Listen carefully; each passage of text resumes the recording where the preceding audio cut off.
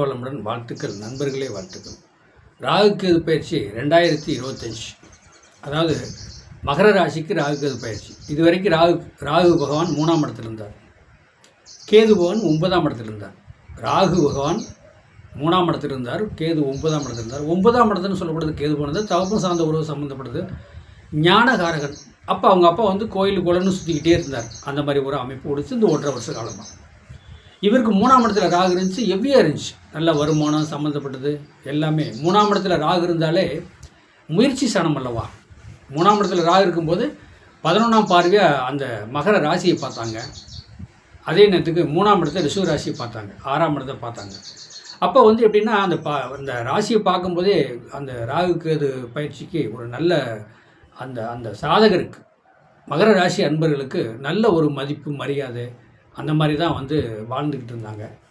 இப்போ என்ன பண்ணிட்டாங்கன்னா, அந்த ராகு கேது பயிற்சின்னு சொல்லக்கூடாது. இப்போ ராகு 2ஆம் இடத்துக்கு வந்துட்டார், கேது பவன் 8ஆம் இடத்துக்கு வந்துட்டார்.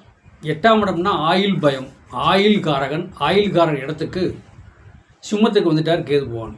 அப்போ சிம்மத்துக்கு வந்த பின்னாடி பார்த்திங்கன்னா அரசாங்கத்தினால அரசாங்கம் சம்மந்தப்பட்டதில் பயம், நம்பிக்கை போச்சு. ஒரு கையெழுத்து வாங்கணும், ஒரு சைன் ஆகணும், கலெக்டர் ஆஃபீஸில் ஒரு வேலை நடக்கணும், தாலுகா ஆஃபீஸில் ஒரு வேலை நடக்கணும், எல்லாமே போச்சு. அப்படிங்கிற மாதிரி தான் இன்னும் அந்த 8ஆம் இடத்துல இருக்கக்கூடிய கேது பவன் பண்ணுறார்.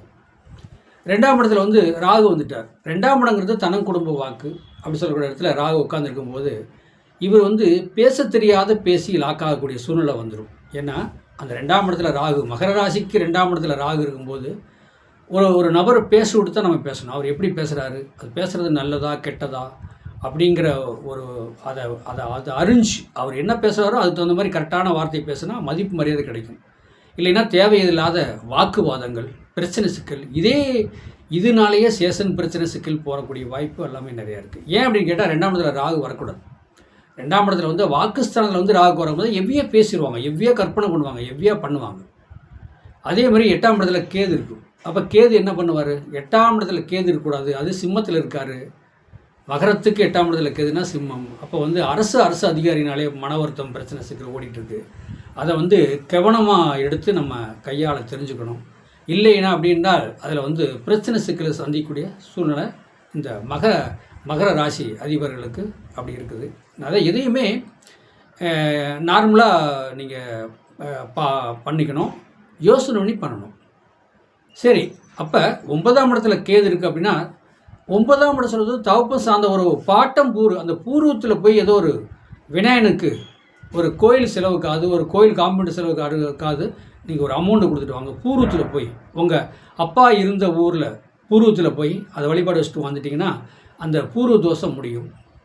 2வது எப்படின்னா 2ஆம் இடத்துல ராகு வந்திருக்காரு. 2ஆம் இடங்கிறது வார்த்தைகள் பார்த்து பேசணும், யோசனை பண்ணி பேசணும். டக்குன்னு பேசி நம்ம லாக் ஆகக்கூடாது.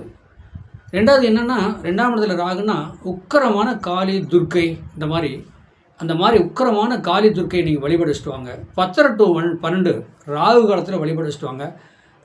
அகல் விளக்கு போட்டு வழிபடிச்சுட்டு வந்தீங்கன்னு வச்சுக்க. இந்த 2ஆம் இடத்துல ராகு இருக்கிற பேச்சு பேசுகிறோம் பாருங்கள், அதில் ஏதாவது தவறான பேச்சு பேசி அதனால பிரச்சனை சிக்கல், அக்கம் பக்கம் பங்காளி வீட்லாம் 2ஆம் இடங்கிறது தன்னுடைய குடும்பத்திலே பிரச்சனை வந்துடும். 2ஆம் இடத்துல ராகு இருந்தாலே தான் மனைவியோட, தான் அம்மாவோட, நம்ம தான் குடும்பத்திலே தேவையில்லாத வார்த்தையை பேசிடுவோம். அதனால் மன வருத்தம் பிரச்சனை ஓடிட்டுருக்கும். அதனால் நீங்கள் பார்த்து பேசுங்க. இல்லை அதில் இந்த மாதிரி நம்ம பேசுகிறதுலே தவறாக போச்சு, உங்கள் மனசாட்சிக்கே தெரியும் நம்ம பேசுகிறது தப்பு தான், நம்ம அவங்ககிட்ட போய் நம்ம மன்னிப்பு கேட்க முடியாதல்லவா அப்படிங்கிற ஒரு எண்ணம் உங்களுக்கு கண்டிப்பாக உருவாங்க. அதை பற்றி நான் நோ ப்ராப்ளம். அதுக்கு நீங்கள் என்ன பண்ணிங்கன்னா உக்கரமான காளி துர்க்கை 10 to 12 ராகு காலத்தில் வழிபடுவீங்க. அந்த தாய் கண் திறந்து பார்க்கக்கூடிய நேரம் 10 to 12 ராகு காலம், உக்கரமான காளி துர்க்கை. அது 2ஆம் இடத்துல ராகு இருக்கிறதுனால மகரத்துக்கு 2ஆம் இடத்துல ராகு இருந்தால் இதை வழிபாடு வச்சுட்டு வந்தீங்கன்னா கண்டிப்பாக ஒரு என்ன சொல்கிறது, அந்த தாய் உங்களை கஷ்ட நஷ்டத்தை புரிஞ்சு உங்களுக்கு நல்வழி காட்டும். ஏன்னா அந்த உக்கரமான காளி துர்க்கை பிடிச்சிங்கன்னா நல்வழி காட்டும். அதை கண்டிப்பாக படிங்க. இப்போ மகரத்துக்கு ராகுக்கு இது பயிற்சி அப்படி சொல்லக்கூடாது. இது பொதுவான பொது பலனுங்க, பல லட்சம் பேருக்கு போய் சேரக்கூடியது. இது தனிப்பட்ட முறையில் தனிப்பட்ட ஒரு நபர் சாதகத்தில் இது ஒரு நார்மலான பலன் தான் கிடைக்கும், தெளிவான பலன் கிடைக்காது. உங்கள் சாதகத்தை பாருங்கள். உங்கள் சாதகத்தில் உங்கள் லக்கணத்துக்கு எத்தனை கூடிய திசை புத்தி ஓடுதோ அதை கம்பல் பண்ணி எடுத்து கோச்சாரத்தில் குரு பயிற்சி, சனி பயிற்சி, ராகு கேது பயிற்சியை கம்பல் பண்ணி எடுத்து பலன் நான் சொல்கிறேன். என்னங்க குறைஞ்ச கட்டணத்தில் நீங்கள் என்னுடைய லைவாக ஃபோன் நம்பர் வரும், அதுக்கு நீங்கள் ஃபோன் பண்ணுங்கள். இந்த இதுக்கு உங்களுக்கு ஒரு ஆஃபர் மாதிரி, எப்படி ராகுகேது பயிற்சி, குரு பயிற்சி, சனி பயிற்சி, இன்றைக்கி என்ன திசை புத்தி போடுது, இதை கம்பல் பண்ணி குறைஞ்ச கம்மியான கட்டணத்தில் நீங்கள் சாதனை உங்களுக்கு நான் சொல்கிறேன். ஏன்னா ஏன் அப்படின்னு கேட்டால், நீங்கள் எல்லா மக்களும் ஃபோன் பண்ணுறீங்க, எனக்கு ராகுகேது பயிற்சி சொல்லுங்கள், குரு பயிற்சி சொல்லுங்கள், சனி பயிற்சி சொல்லுங்கன்னு சொல்கிறீங்க. ஏன் அப்படின்னு கேட்டாலும் இதை நான் சொல்லணும்.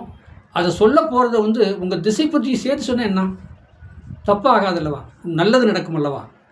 அப்போ அந்த உங்கள் லக்கணத்துக்கு இந்த திசை புத்தி என்ன, 2ஆம் இடத்துக்கு திசை புத்தி என்ன, இப்போ 2ஆம் இடத்துக்கு ராகு வர்றார், அந்த ராகுக்கு இன்றைக்கி என்ன திசை புத்தி போடுது. 8ஆம் இடத்துல கேது இருக்கார், கேது வந்திருக்கிறார். அப்போ 8ஆம் இடத்துக்கு அந்த லக்கணத்துக்கு திசை புத்தி என்ன சொல்லுது, சப்போர்ட் பண்ணுதா பண்ணலையா. ஏன்னா மக்களுக்காக, மக்கள் நன்மைக்காக, மக்கள் நல்லா வாழணுங்கிற ஒரு நல்ல இடத்துல நான் சொல்கிறேன். லைவாக என் ஃபோன் நம்பருக்கு நீங்கள் ஃபோன் பண்ணுங்கள், உங்கள் சாதகத்தை அனுப்புங்க. சாதகம் இல்லைன்னு சொன்னாலும் சரி, உங்கள் பேர், தேதி, மாதம், வருஷம், பிறந்த நேரம் ஏயமா பியுமா, எந்த ஊரில் நீங்கள் பிறந்தீங்க, இது ஐநம்சம் வேணும், இதை நீங்கள் அனுப்புங்க. உங்கள் லக்கணத்திலேருந்து திசை புத்தி, குரு பயிற்சி, சனி பயிற்சி, ராகுகேது பயிற்சி தெளிவாக உங்களுக்கு சொல்லி புரிகிற மாதிரி நீங்கள் வழி நடத்தலாம். ஆனால் உக்கரமான காளி துக்கையை நீங்கள் வழிபட வைக்கணும். வாழ்க வளமுடன், வாழ்த்துக்கள்.